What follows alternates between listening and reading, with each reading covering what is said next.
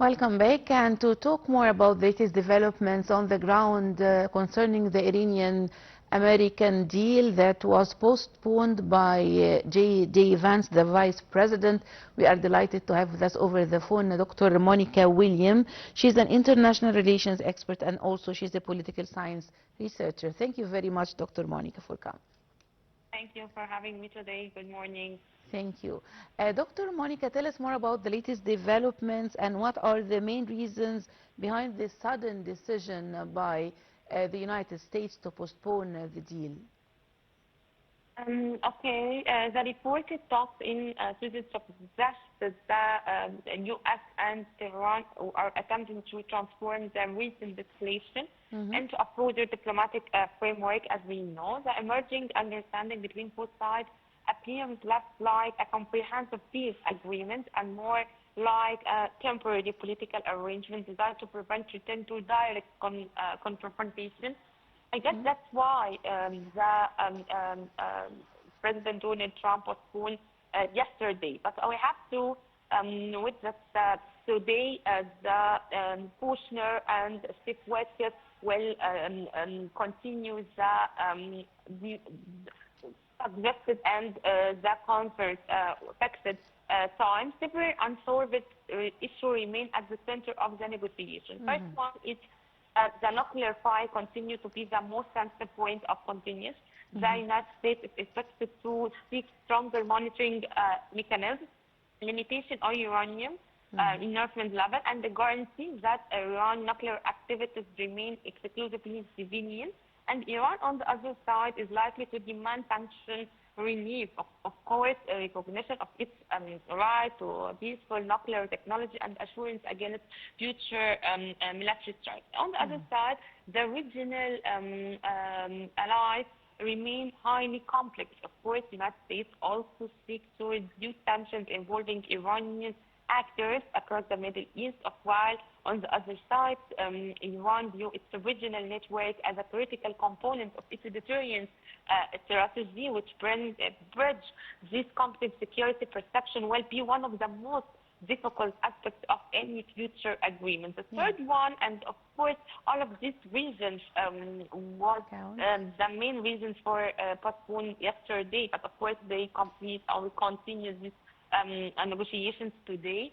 A third, both sides face significant domestic political constraints. President Donald Trump seeks to present any agreement as a diplomatic success that reinforces American deterrence and avoid another costly military engagement. On the other side, Iran leadership on the other hand must demonstrate that negotiations don't come at the expense of national sovereignty or strategic capabilities.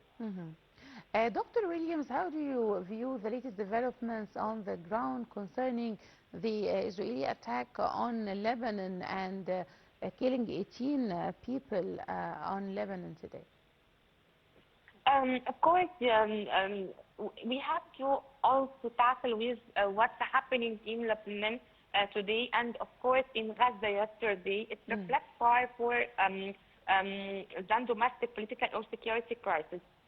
The country now become central arena in broader regional competition involving Iran and Israel, the United States, and various non-state actors. Recent development indicates that Lebanon is facing a complex intersection of military and economic pressure that reshape its strategic position.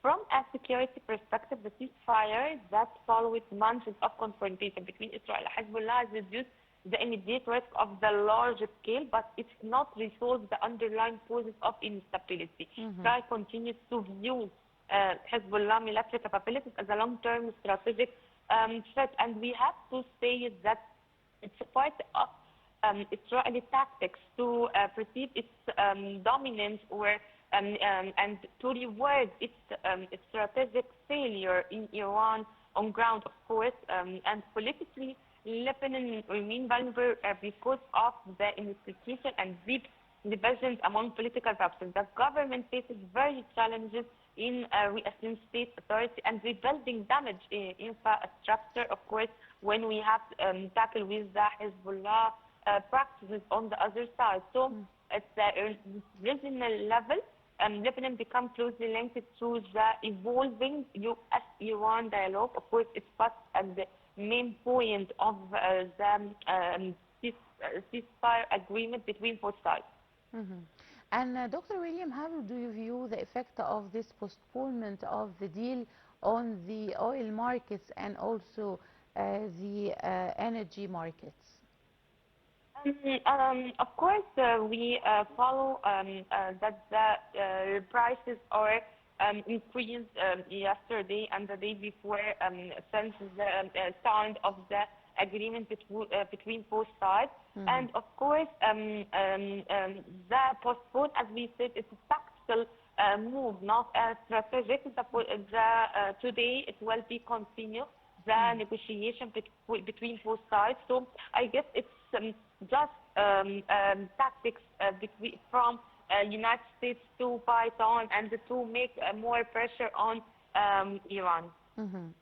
And could you please shed more light, Dr. Monica, on the role played by the regional and international bodies and powers to support the process of talks? Of course, there is a lot of move from international and regional in this regard. We have to say that Egypt and Qatar and of course Pakistan is part of this movement, and of course this part of the ceasefire agreement, and there is a lot of diplomatic momentum at the last week, and of course it's tutored by the ceasefire agreement, which actually signed last Thursday. Dr. Williams, Foreign Minister Badr Abdelghati will host a meeting with Saudi Arabia, Turkey, and Pakistan on Sunday in Al Alamein city, and the four top diplomats, Faisal bin Farhan, Haqqan Fida, and Mohammed Ishaq Dar, will hold an extended talk session that will be followed by a joint press conference. Tell us more about this meeting and the discussions that will be held today. Of course, it's part of the regional and Arab countries tackle with what's happening now on the regional and, of course, Middle East escalation. They try to affect the main points, which, of course, part of the would be affected by the tactical move between Iran and Israel. And I guess it's part of the. I guess it will be continued next Sunday. We have to tackle with Monday. It is the direct negotiations between Israel and Lebanon, and of course it's a very important file for the Arab countries, and of course the stability in Lebanon is part of the guarantee for the success of the Iran and U.S. agreement success. Dr. Williams, tell us more about the expected scenarios for the upcoming few days in your point of view. Of course, I guess they will continue what's beginning yesterday, and of course they will tackle with the major tactics, but I guess of course they will take time. I guess they will take more than 60 days as it's agreed between both sides, because there is a lot of details and technical details that's not finalized yet, and of course it will take time, and we have to also tackle with the trust issue between Iran and U.S., and of course that's why I suggest or expect that it will take time. Dr. Williams, how would such postponement of the deal affect the future of the talks so far?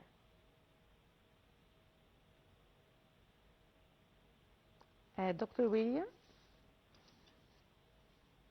Okay, Dr. Monica William, the international relations expert and also political science researcher. Thank you very much, Dr. Monica, for talking